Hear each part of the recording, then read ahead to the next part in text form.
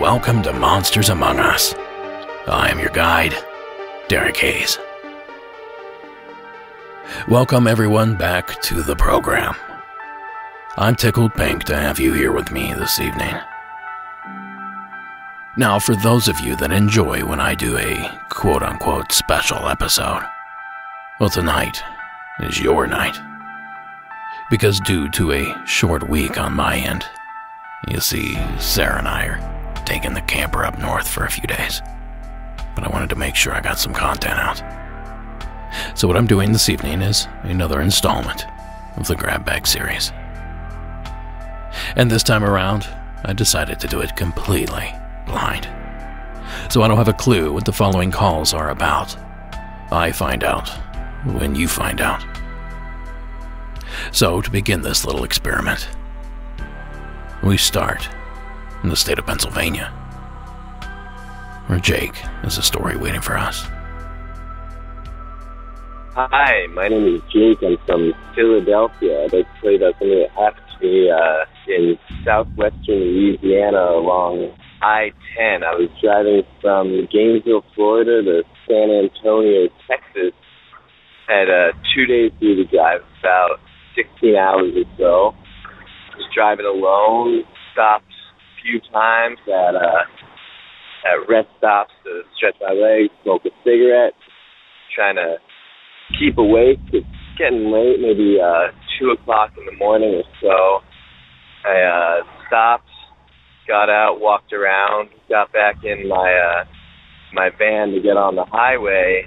Approaching I-10 on the on-ramp, I see out of the corner of my eye in the rearview mirror somebody running toward me from the woods. Looks like a person going 60 miles an hour or so. They come up next to my van, jogging next to me for 10, 15 seconds. Can't make out a face. This gray, shadowy figure. I don't know what it was, but I hope you can use it. I enjoy the podcast very much. Thanks a bunch. Have a nice night. Thank you, Jake, for the submission. And I apologize to listeners, that wasn't the best quality call, but that's a risk you take with the Grab Bag. Now, listening to Jake's call, I can't help but be reminded of a classic Monsters Among Us submission. A call submitted by a gentleman named Alan from the state of Arizona, all the way back on Season 8, Episode 19. Well, while I was listening to Jake's call, I went ahead and dug up Alan's entry as well. And here it is again. See if you can pick up the similarities. Hi, Derek. This is Alan in Mesa, Arizona. I was recently listening to Episode 3 of Season 4 and Caitlin's account of the Skinwalker. I've had a similar experience living in Arizona all my life. This event happened in approximately 1990 on the San Carlos Indian Reservation in southeast Arizona. It was late at night. I had been to the car races in Globe and was returning home, driving down US 70 to Safford. It was about 2 o'clock in the morning. I was fairly tired. I was only 17 years old, and I was driving along, and it started to slow down because I was getting sleepy. I just passed through the town of Peridot. I don't know, I had probably slowed down to about 40, 45 miles an hour. As I was driving along, I heard a tapping on the side window of my truck. Not thinking about it, I was concentrating on the road. It tapped again, and then a bang. And I looked over, and there seemed to be a person running next to me on the road. So it kind of freaked me out. I dropped her down in third gear and took off. Got down the road a few more miles, kind of woke up by now. And as I went through the small town of Bylis, got past there, started getting sleepy again. So I began slowing down, and again, there was a tapping on my window and then a bang. Looked over, and it was the same figure running next to me. It was a tall, pale man with red stripes painted on his body. He was keeping pace with me, like I said, at about 40, 45 miles an hour. So I, again, switched gears and took off. With that being said, I was driving through the San Carlos Indian Reservation, which is an Apache reservation, to reference Caitlin's story in the episode. And I got home, kind of freaked out, now wide awake, right around 2:30 now in the morning. Talked to my dad. Didn't really say anything to him about the situation, just that I got in late. Fast forward to 1993. I'm stationed in 29 Palms, California with the Marines, and talking with my roommate, telling the same story, and he goes absolutely ghost white. And I said, "What's wrong, Johnny?" He had a roommate earlier who lived in Lordsburg, New Mexico, that drove the same route that I drove when he went home on leave, and had the exact same experience only 2 years previous to that. So that would be 1991. So just thought I'd give a little bit of light on the Caitlin's experience. Hope you liked the story. I will call him back in more again. Thank you. Have a good day. Bye. Those are certainly amazing claims, and we appreciate the entries from both Jake and Alan. Thank you, gentlemen. Now, moving right along here this evening, our next entry comes to us from Lucy, in parts unknown. Hi, Derek. My name is Lucy, and I am calling about a airplane ride that I took from Indiana to Northern California as we were over the Rocky Mountains in, let's say, Colorado. We as in my sister and I, saw some two-dimensional objects out in the distance, within the clouds. You know, the plane's moving. We can kind of see all around the sides, just very two-dimensional, dark. If you weren't looking close enough, you would think it was a cloud. And then a few days ago, on the 6th, I was on Instagram, as we do these days, and someone had posted the exact same images, but in Georgia. So there were two as well that they had posted, and that is exactly what my sister and I saw. Yeah, if we've got any more people seeing this stuff, I'd love to hear more about it. This was my first time seeing something in the sky being at that same level, but it looked very two-dimensional and very gray and large, like spread out looking. It was very strange. Thanks for giving us a space to share our experiences. Bye. I must resist the urge to make a terrible Lucy in the Sky pun. Thank you, Lucy. Well, believe it or not, this phenomenon has been popular lately.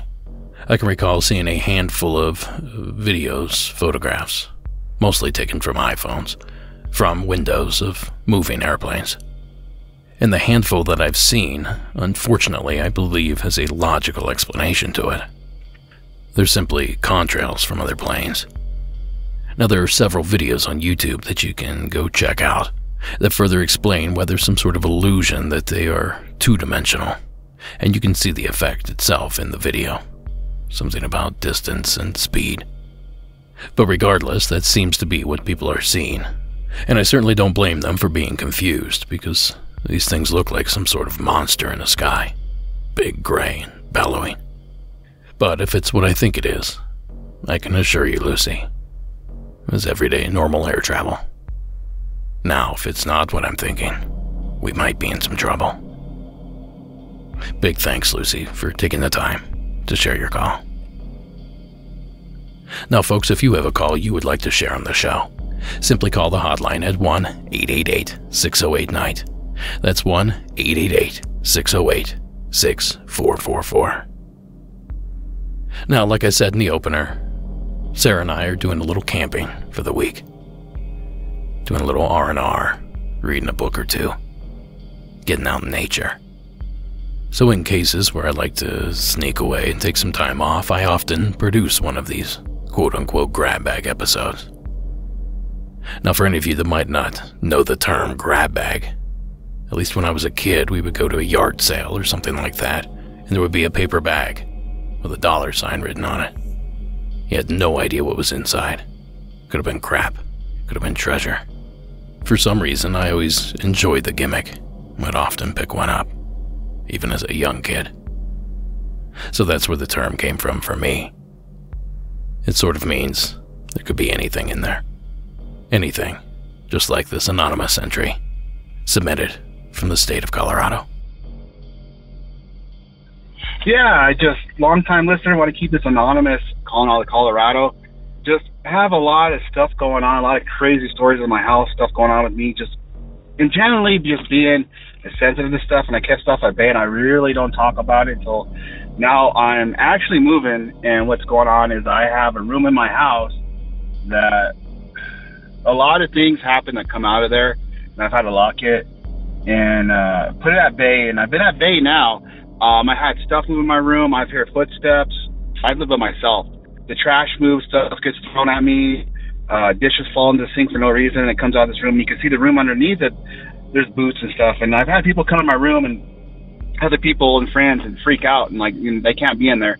And supposedly there's a portal in this room, supposedly, and I believe it. I see it, but there's been no activity. And the crazy thing is, I don't like to talk about it a lot. I keep it to myself, especially just being sensitive. But now that I'm moving out and I'm moving across the state, the activity in this room has kicked up, and that's the only reason I'm calling in. There's footsteps on my roof now, and that never used to happen. There's footsteps around my house, and I always go look, and it's just really creepy, man. And I've dealt with it my whole life. I've been touched and stuff like that. And now that I'm leaving, the activity in my room is out of control. It's starting to bleed out, and I think it's just because I'm leaving the house and it knows it's wanting to come. But I've taken extra precautions. I've had people look at it, but the main reason I'm calling is because the room had started up is because I met somebody, and it wasn't somebody that I thought it was. I took a picture of this individual, and it's pretty much, you look at this picture, I'll send it to you. Her face is blurred out. It's a female, supposedly, and me and this other guy were taking a picture, and I met her out for a date, and all our cameras are blurred, but if you look at her face, it's blurred out, and you can see that there's something wrong with her face. I don't know. Every time we took a picture, we took 3 or 4 pictures, her face had blurred out, and this room just went haywire when I came home, and I've had so many things happen there. I've tried staging it, and I'm kind of trying to keep away from that, but that's why I'm going to send you these pictures to just show you another picture. I'm going to take a picture of this door. I wish I could have caught it with the footsteps underneath, but just let anybody look at this picture that's sensitive, they're going to freak out. Look at their face. This door is keeping everything at bay in my house. It's creepy. Everybody that's came in there, even if they're not sensitive or not, look at this door, and they don't want to open this door. And they just leave it now. But I got footsteps, I have scratches on the wall, people walk around, especially on the roof. That's what's creeping me out. So as activity picks up, I'm going to try to, catch it, but I will send you the pictures, and it's just astonishing. I really don't share a lot of this stuff with a lot of people, just being, sensitive, so I keep it to myself. I do not want to freak people out, but I just listening, I always want my gift to you is just say, yeah, this stuff really does exist. Like what you say, you don't know what's out there. So I will try send you these pictures, and that's it. Just crazy stuff out of this house 2 weeks ago, man. I had footsteps on my roof, and it really freaked me out. I mean, being touched and stuff like that and scratch, I understand, but hearing footsteps on my roof when there's nobody there, that kind of really freaked me out. And I'll try to capture other stuff and recordings. And yeah, in the middle of the night, the creepy thing is my blankets moved. Just last night, it felt like someone was pulling the blankets or pulling them off. It freaked me out. I jumped out of bed, and it was just really, really creepy again. And I was like, no, this can't be happening again. And so, yeah, I will try to catch it for you. And that's my gift to everybody out there. If I can get these pictures to you, it's just a trip. Especially look at the female with her face, man. You can see it's a straight shapeshifter, and there was like a couple of us trying to take pictures of us. But keep up the good work, and it's anonymous, man. It's out there, and it's a trip. It's crazy, and especially with the footsteps, and there's more to it there. I've seen orbs in this room and stuff like that, so I'll try to get pictures to you. Oh, this is anonymous again. I totally forgot to tell you why. The reason that I really called, I forgot to. I was just trying to explain everything. Is the footsteps in the room, or at the bottom of the door. What's happened is that I have to sleep with my light on in my doorway, is because when I sleep with the lights in the house, nothing comes out. Nothing comes out of that room. And what comes out of that room is it opens the door, and there's multiples. This is crazy. Sometimes I question myself when I see it if I'm going crazy. I've seen it. I'm just going to, you just assume the door's open. I've caught it a couple times in the middle of the night, and I got to close the door, and I've had to put like a crystal or something, like a protection stone, and stopped it. It's there. Well, I'll just say there, about 3 foot, gray, big eyes. That's all I'm going to say. That's all I'm going to say, and I'm wondering if that's what's coming on or going on. There's some other instances, and also before I leave, the sock thing does really, it does work. That's another thing I forgot. I went to bed one night with brand new socks, and I woke up the next day with used socks. It freaked me out. I felt violated.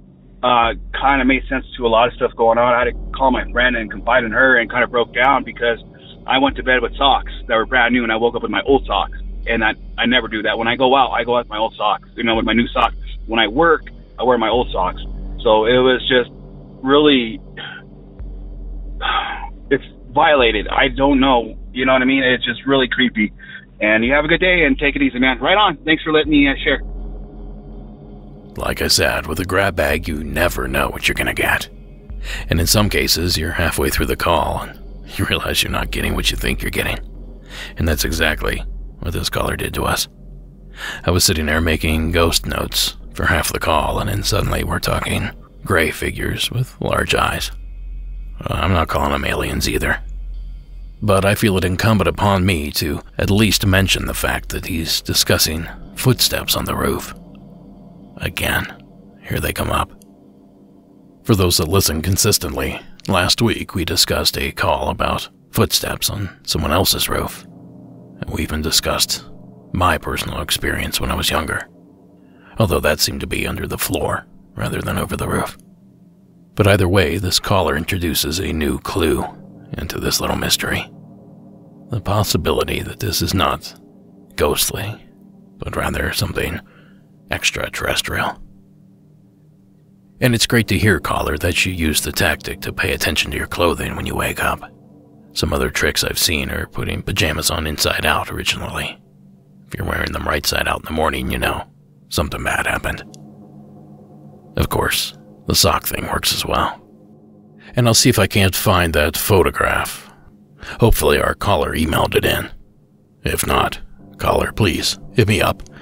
monstersamonguspodcast@gmail.com. Anyway, it was an amazing call. Thank you, caller, for taking the time to share it. And please be careful out there. Attention runners, joggers, hikers, and walkers. Zombies have taken over the world, and we need your help. This episode is brought to you by The Outbreak.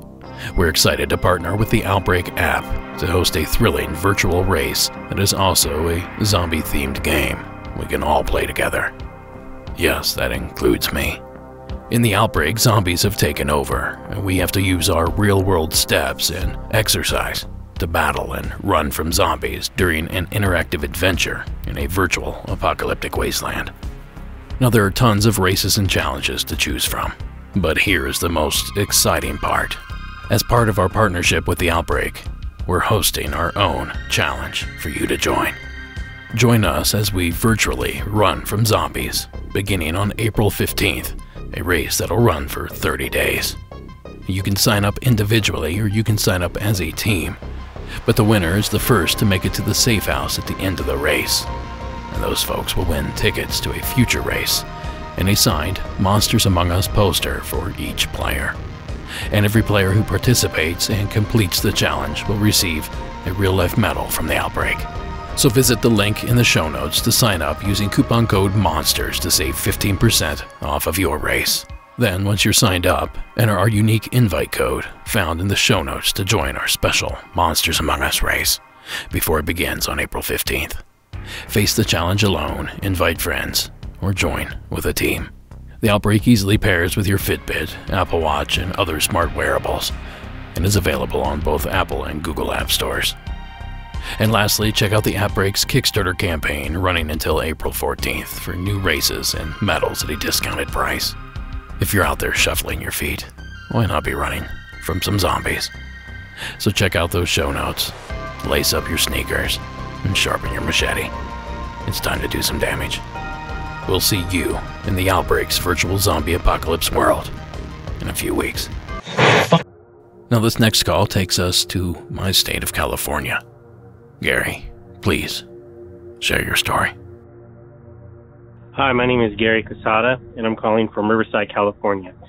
So my story actually takes place back in 1998 or 1999. I was a teenager. I was about 13 or 14 years old, and I was listening to my favorite Marilyn Manson cassette tape, which was called Smells Like Children.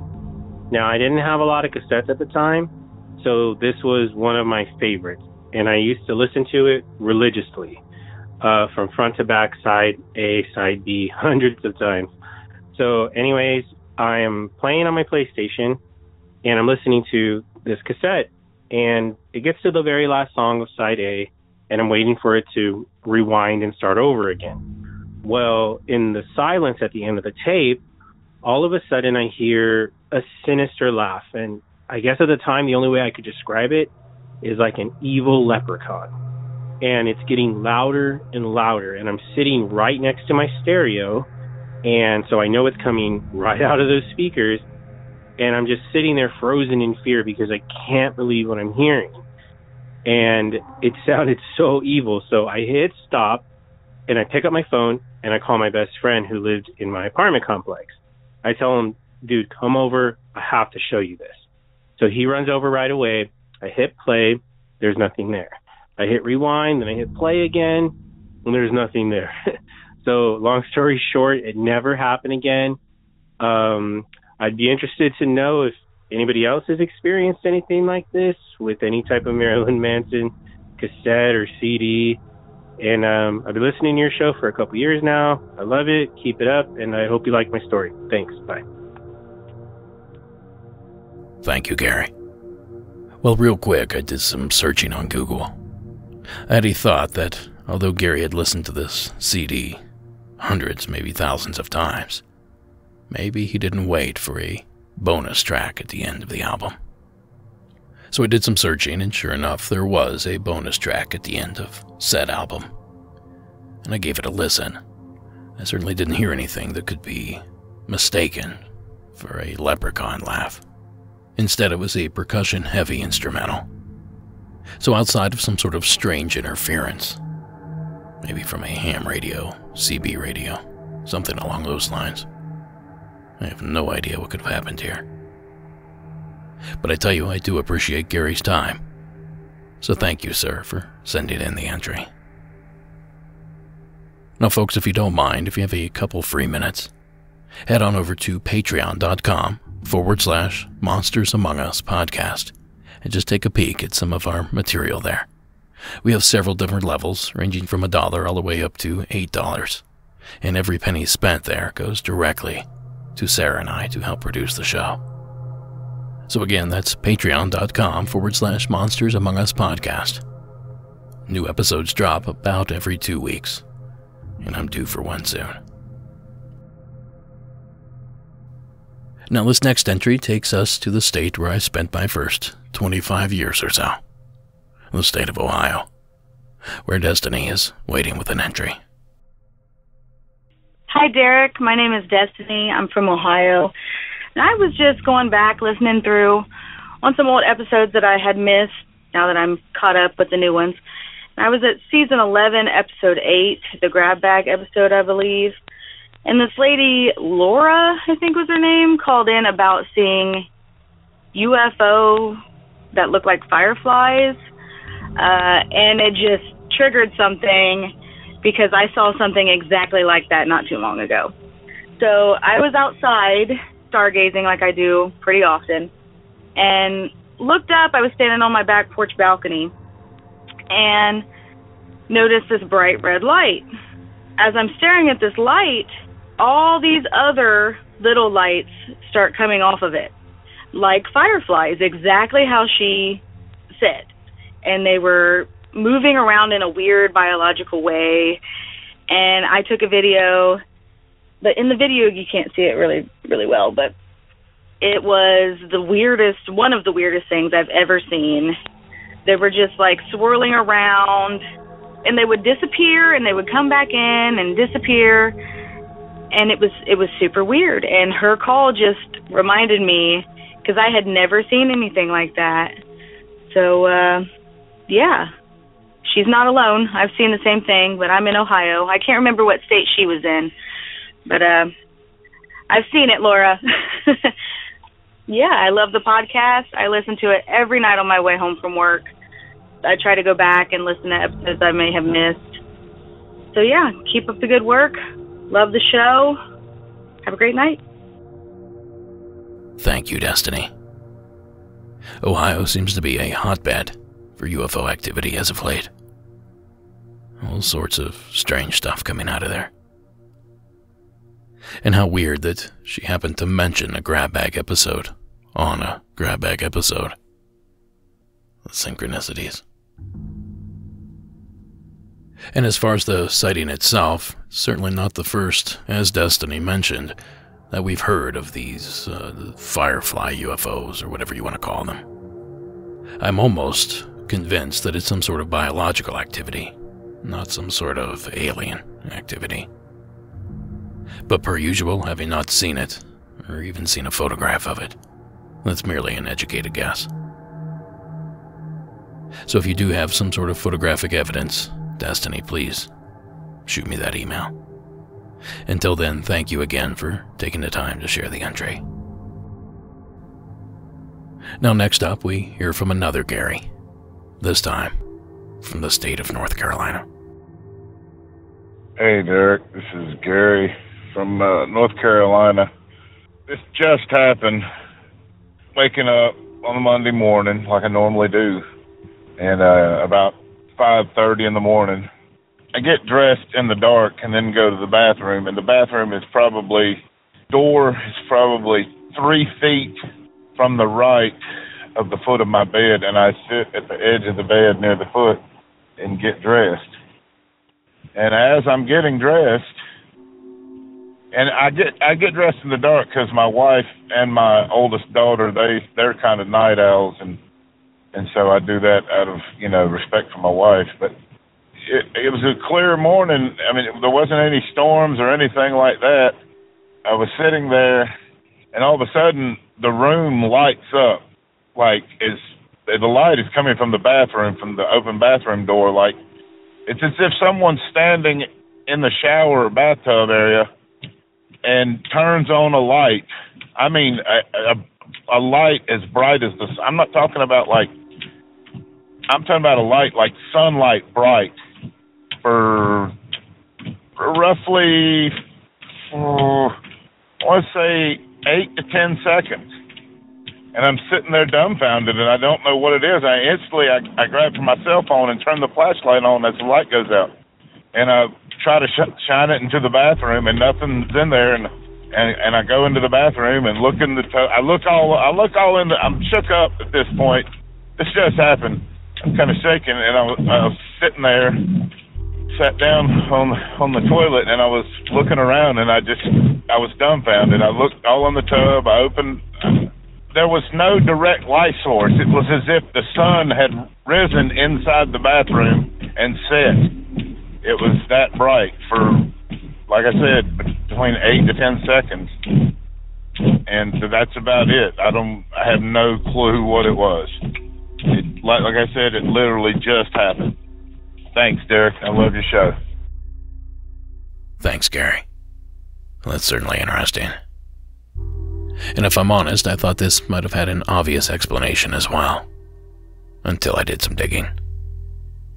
I cheated a little and spent 20 minutes researching this one. And what I uncovered was pretty interesting. Gary's encounter took place on September 13th of 2021. That's the day that he encountered and called in. I have a record of it. So I thought I would easily find some sort of large meteorite event or meteor event. Some space debris falling to Earth, burning up in the atmosphere, causing a huge fireball that lit up everything in North Carolina, including Gary's bathroom. But lo and behold, I couldn't find any evidence of a meteor sighted in the state of North Carolina on September 13th of 2021. But what I did find was almost equally as strange. 11 short days later, the entire state went nuts when a large meteor went flying through the area. It's captured on videos covered on the news. I've linked to it in the show notes. Then, oddly enough, on November 11th, the exact same thing happened again. So perhaps that is what happened with Gary, and just nobody caught it. Though with as many cameras that there are out there, I doubt that's the case. Whatever it was, we certainly appreciate you sharing it with us here tonight, Gary. Thanks again for calling in. Now, folks, if you haven't already, please visit our website and pick up some merchandise. That way you can rep your favorite paranormal program. Simply head over to monstersamonguspodcast.com/shop. You can find t-shirts, hats, totes, bags. I think there's mugs now. All sorts of stuff. So head on over and take a look. Now this next call comes to us from someone named Alexia. Hi, so my name is Alexia, and this is a story about the first haunted house I grew up in. So I would say long story short, but we'll see how that goes. I was born in Denton, Texas, and between the years of 1997 and 2003 is when this story takes place. My parents were buying a new home, and my father, who is a man of science through and through, an atheist, not supernatural, doesn't believe in any of that at all. Neither does my mother. They were buying their first home in Lewisville, Texas, which is a suburb outside of Dallas. The house that my parents ended up buying was strange architecturally. It had a really unique, as an architecture buff, I really love it, some cobblestone barrel vaults inside the home in the entryway, a cobblestone fireplace, natural woodworking in the kitchen. It was really beautiful architecturally, and my mother immediately fell in love with it. My father really was uncomfortable in the house, and he couldn't put his finger on it, and being the man of science he was, that feeling kind of confused him. He didn't quite understand why he was uncomfortable. The house made him feel gross. It made him feel watched. He didn't like it. But my mom was so in love with the house, him being the good husband he was, said, you know what, let's buy it. My brother was born in 1997. We had a lot of weird occurrences in the house. I was a young girl at the time, and I was talking with my mom about some of these occurrences over she came down for Thanksgiving, and we had talked about it, and I asked her, I said, Mom, do you remember that house? And she said, yeah, of course. You guys always had a bunch of weird things happen to you and your brother. You always said you did. I wasn't aware of my brother having any weird experiences. I only remembered my own. And so I was telling my mom about one of my experiences in the home, which I will share with you all, in which I would get up to use their bathroom at night as a little kid. I was really scared to use the hallway bathroom because it looked down the hall, and I also always felt watched in the house. It was just creepy at night. It was a long hallway, and I always felt like there was someone watching me from the other end of the hallway. So I would scurry across into my parents' bedroom and use the restroom. Now, that night in particular, I had woken up, and it was super dark in the house, but like all things, your eyes adjust. So I get up to my parents' bedroom, and the door, they always left it open for us in case you had a nightmare or whatever. And I get to the door, and my eyes have adjusted to, the hallway and, the kind of just the area where I was in. But the bedroom where my parents were, it was just black. Like, my eyes could not see past the doorway.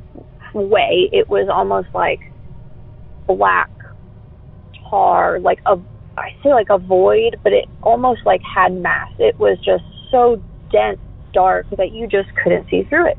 Me being the child I was, I just thought, oh, well, it's just darker in there. That makes sense. So I'm just going to go reach in, feel my way around, and find the bathroom. So I began to stick my hand, through this kind of dark, void, tar-like thing, and I kind of snapped my hand back because something just doesn't feel right. I feel creeped out. I feel like I'm being watched, and I snapped my hand back, and through the darkness comes like, I guess the only way to explain it and how I rationalize it is like, it looks like a hand, but not like a human hand. It's like if you stuck your hand in a garbage bag, like a black garbage bag, and you were to push, it wouldn't look like a hand, but it had like that shape, like a reaching shape. So I snapped my hand back, and from this void, dark mass came like this hand, and it came out very slow and pulled back. And I remember being a kid and just sitting there and staring and just being like, WTFing in toddler. And I'm staring and I'm not sure what to do, but I'm scared and I'm glued in place. And I look, and a set of eyes, like, I don't even know, just like red, orangey eyes looked up at me from the black tar. Like the hand had been pulled back, and it's just staring at me. And I'm like 5 at the time, so I'm quite short, and it was at a lower height than I was. Not by far, but maybe like the bottom of my chin. And I take a step back because I'm definitely freaking out, and another set of eyes blink up from above it, so it's above me by a few inches. And I take another step back, and I proceed to scream at the top of my lungs. I'm absolutely horrified, and I scream as loud as I can, and I turn back, and I run to my room, and I cover myself with the covers in my Snow White themed bedroom, shaking, crying, screaming for my parents to come, and I cry myself to sleep with nobody checking on me. The next morning, I had woken up and peed my bed, obviously, as a 5-year-old confronted with who knows what. I told my mom, and she had asked, she's like, oh, you've been, so you hadn't had any accidents, like, what happened? And I had told her this story. And I said, I screamed so loud. I screamed. I just, like, I think at the time I had just told her, like, oh, I'm sorry, it was like a bad dream or something. But telling her now, over this Thanksgiving, I said, Mom, like, I screamed so loud. Nobody heard me. Nobody came and checked on me. What happened? And my mom looked at me and she goes, Alexia, I didn't hear you, and you saw red eyes. And I said, yeah. She goes, that's so weird. Your brother said he saw a man with red eyes watching him from the yard all the time. And I didn't know what to think about it. My mom was very protective. So she had told me, she said, Alexia, I just thought it was a creepy old man, like watching, your brother from the fence line, watching him, like just being a super creep. And she goes, but he would tell me at night that there was an old man who would watch him from the yard, and he had red eyes. And he would wake up, and this man with red eyes would be at the foot of his bed. I didn't know you saw that. That's weird. And lo and behold, another event from the house, which I wasn't aware of, she told me, she goes, Alexia, you used to sleepwalk a lot as a kid in that house. It stopped when we moved. But she goes, you would come into our bedroom to use the restroom, and they had a giant mirror, like a wall, like a 10 by 8 mirror, dead bolted to the wall. And I had come out of the bathroom one night and passed the mirror, and it had unscrewed itself from the wall and shattered all around me. It missed me. It would have killed me had it landed on me, but it just missed me and shattered all around me in their master bedroom. This giant 10 by 8 mirror unscrewed itself from the wall and fell over. Yeah, that is my first haunted house that I lived in. We moved out in 2003, and it's just funny talking about it now with my dad and my mom and my brother. They're like, oh yeah, it was a super creepy house. We didn't know what was wrong. I drove by it again because I live in the area, and still looks just as creepy from the outside as it did back all those years ago. I hope you liked my story. Definitely a super creepy house.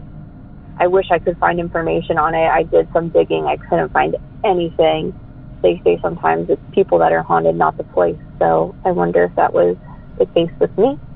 As I lived in a few haunted houses thereafter, I wonder if I was the problem. But thanks so much. Love the show. Keep up the great work. Bye.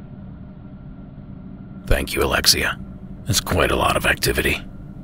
It's a lot of terrifying activity as well.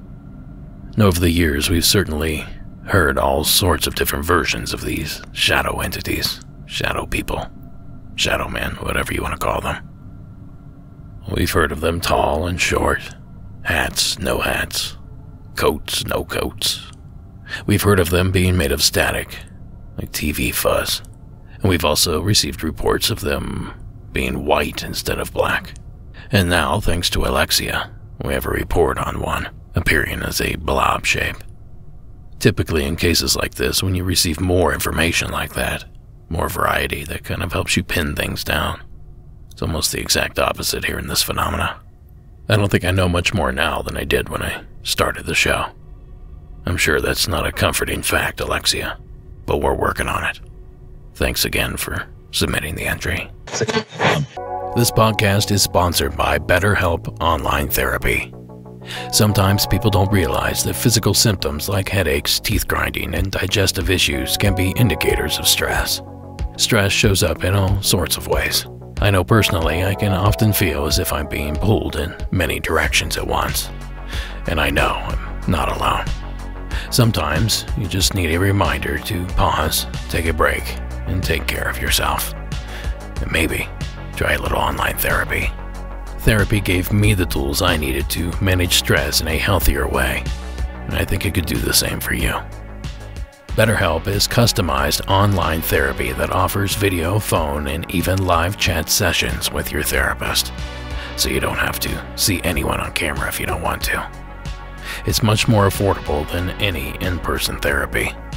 Give it a try and see if online therapy can help lower your stress. This podcast is sponsored by BetterHelp, and Monsters Among Us listeners get 10% off their first month at betterhelp.com/monstersamongus. That's BetterHelp.com/monstersamongus. As you know, supporting our sponsors supports the show, so thank you for listening. Now back to more of that creepy material. Now for this next entry, we head to the northeast corner of the country, where Adrian in Maine has a story waiting. Hi, this is Adrian again from Portland, Maine via San Diego.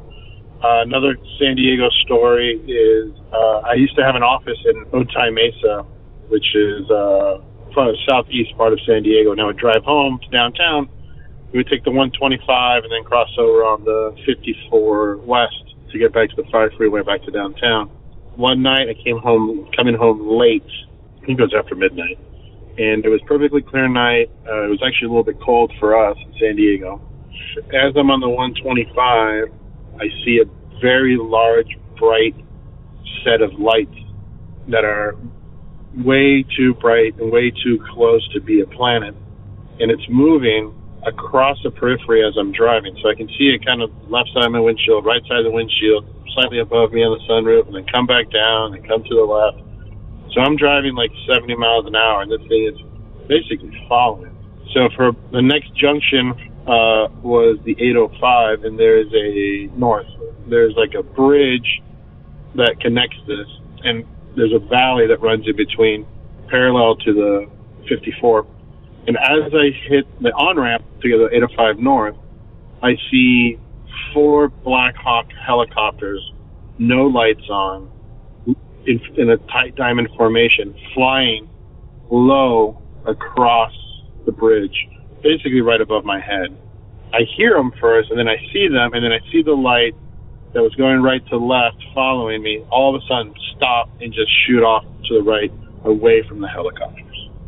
So I actually reported this to MUFON, and I got a call back from their director, the West Coast director, and they basically claimed that another person saw this too at exactly the same time, reported the helicopters as well, and they don't know what that light was.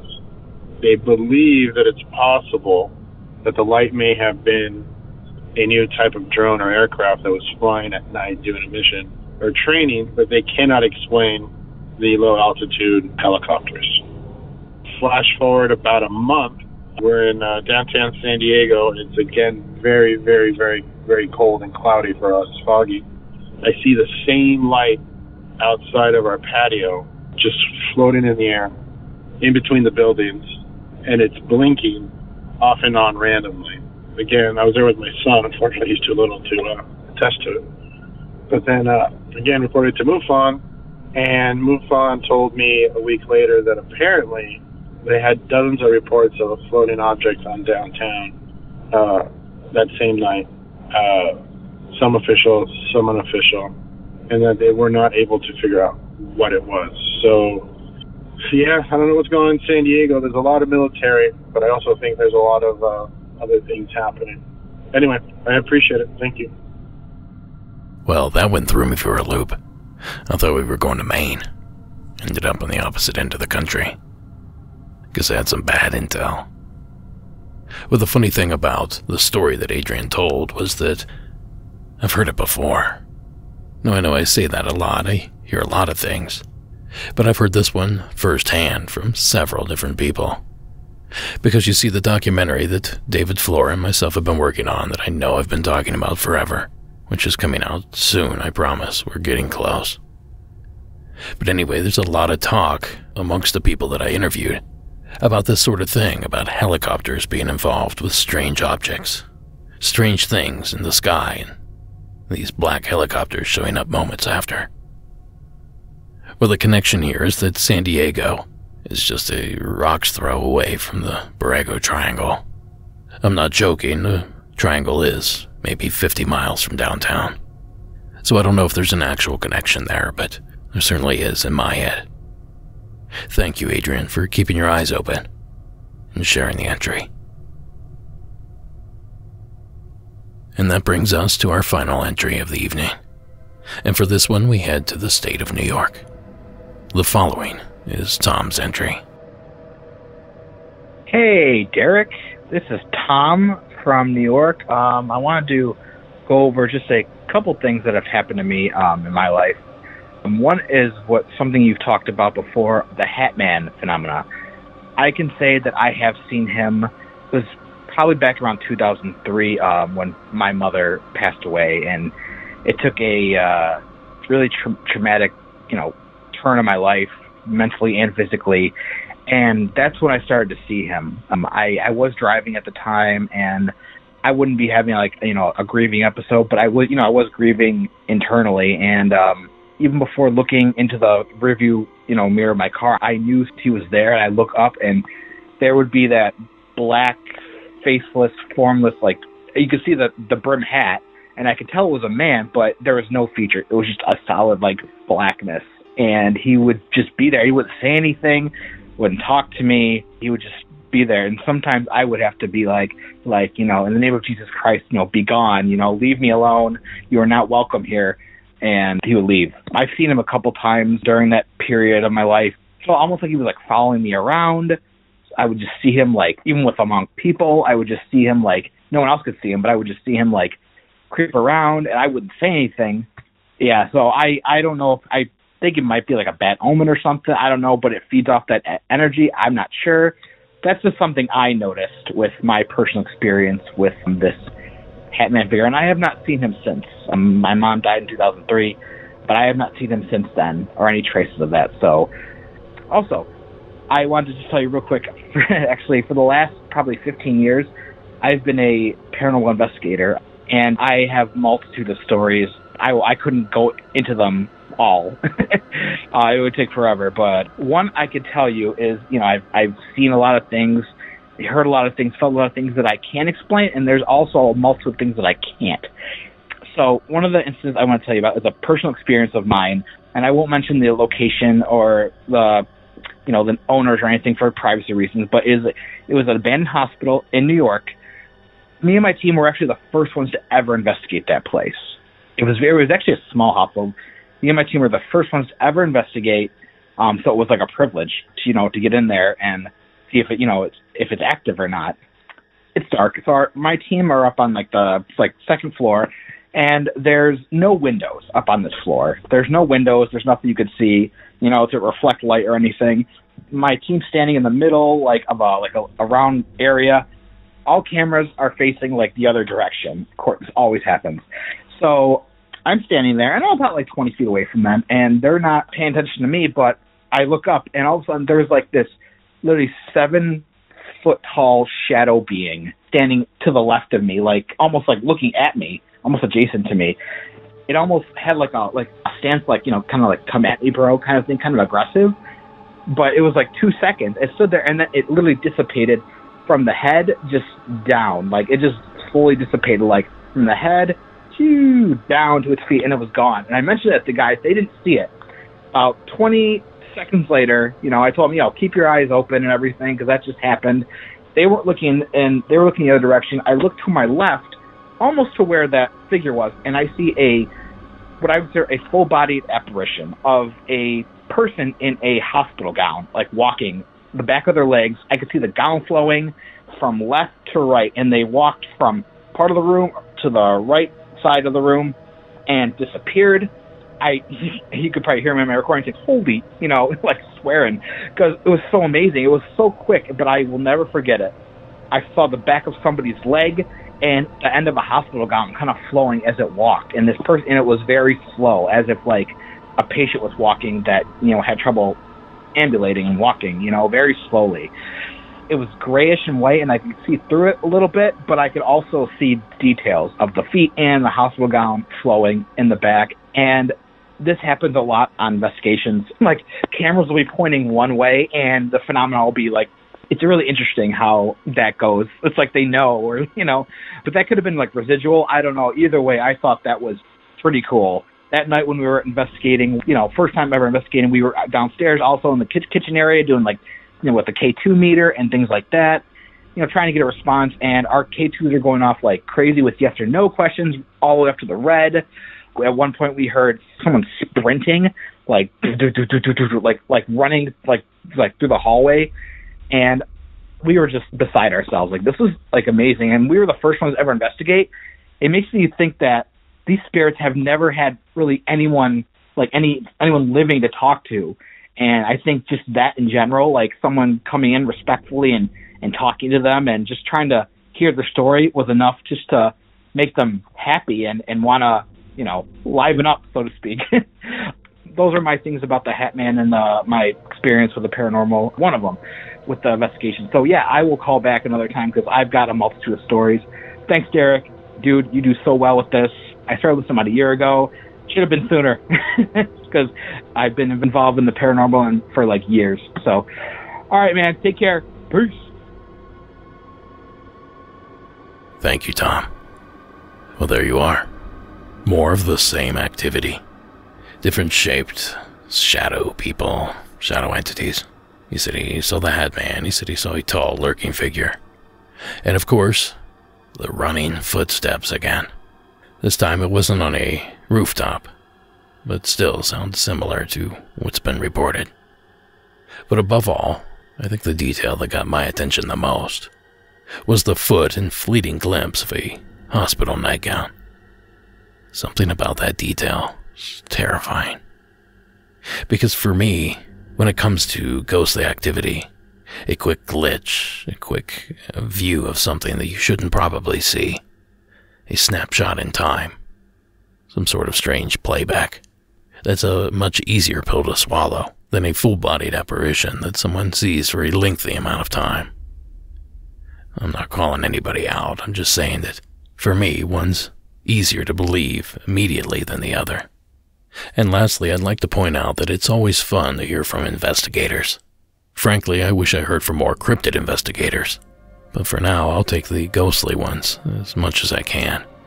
And there's just something a little extra when these calls come from someone with that hobby or profession, whatever your level may be.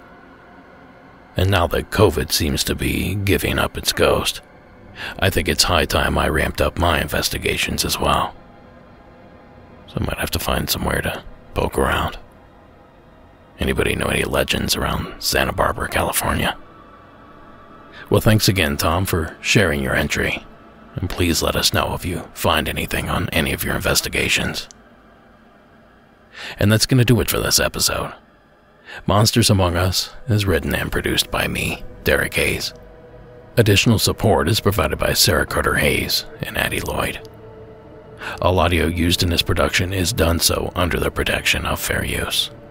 And if you don't mind and you have a free moment, please rate and review the show on Apple iTunes, Spotify, or wherever they'll let you do that sort of thing. And while you're at it, make sure you follow us on social media. And lastly, music from tonight's episode was provided by Iron Cthulhu Apocalypse and Carl Casey at White Pad Audio. Thank you so much for listening, and until next week.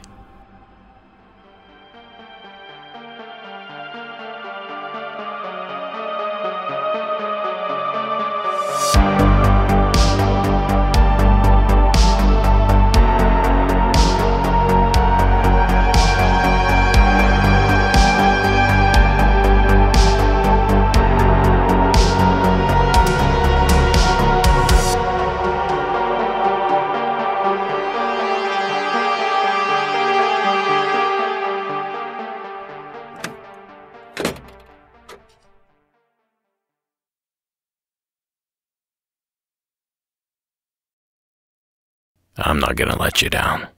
We're still gonna do a secret entry even though it's a grab bag episode. And tonight's secret entry is a strange one. I think. It's a mystery because it comes to us anonymously from the state of Texas. Hi, I'm a huge fan of your podcast. A few episodes ago, a story really inspired me to call you guys immediately. It felt like a fever dream, but one of your callers was talking about his navigation system or app or something on his phone bringing him to an abandoned farm or something like that in the middle of nowhere. And I believe it was in a different state from my experience, but a couple years ago, my husband and I were traveling back. We traveled back and forth between Texas, where we live, and Utah a lot. His family lives there. And so we'd moved back and forth between Utah and Texas quite a few times as well. But this time we ended up coming back from Utah through Colorado because we stopped over to see his brother who lived there. We usually drive all night whenever we make this trip. So it was in the middle of the night, but we were still really awake at this point. But the first couple hours are they're really long. We're traveling, going low speeds through the mountains. And about 4 hours in, we know that we're close to this highway. And once we get on the highway, the trip will pick up significantly. But it just felt like we were going slower and slower and really strange roads that were not paved at all, which, isn't unusual whenever you're driving through Colorado, but it just felt like we were going down farm roads.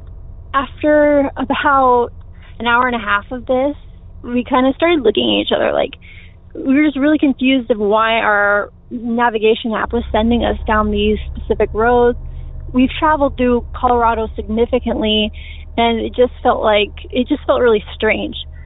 The speeds were below 20 miles an hour the whole way, and eventually we got to a point where it told us to pull into an old abandoned farm. It was a falling down building. There was no pave. There wasn't even gravel. It was just an open field whenever you pulled into a fence that was hanging off the hinges. It was the creepiest feeling we've ever felt. We hadn't seen buildings or gas stations or anything for over an hour. And we sat here and parked in this driveway and just looked at each other. And my husband, I'm more of the paranormal lover. He is a complete skeptic and pretty much thinks it's crazy, but I have never seen that look of terror on his face. He immediately peeled out as quickly as he could and flew to the mountains as fast as he could as we tried to wait for our phone to give us some other directions. We eventually made it to the highway, but it was just such a strange experience, and just the feeling of it was so creepy. We use our Google Maps quite frequently, and I know people have weird experiences, but this was the only one we've ever had. And I still don't have answers for it, but I just thought it was unusual hearing the same type of experience on your podcast in a different location. All right, thank you. Keep up the good work. Thank you, caller. I've actually experienced some strange back roads myself traveling through Colorado. See, about 15 years ago, I was hired to drive a camera car from Los Angeles all the way to Pikes Peak, just before the big race there. We were shooting a documentary/commercial, but we followed one of the drivers from his garage in the LA area all the way to Pikes Peak and stopped at every strange little place that we could to film. And let me tell you, that put us on some precarious roads headed up to Pikes Peak. So I have no doubt, caller, that whatever you experienced was unsettling. And from time to time, we always hear about these GPS hiccups. Sometimes it's simply a randonautica mention, but technology is slowly seeping its way into the paranormal. And I, for one, am excited to see what it has in store for us. Thanks again, caller, for taking the time to share. And thank you for sticking around to the end of the program. Have a good night.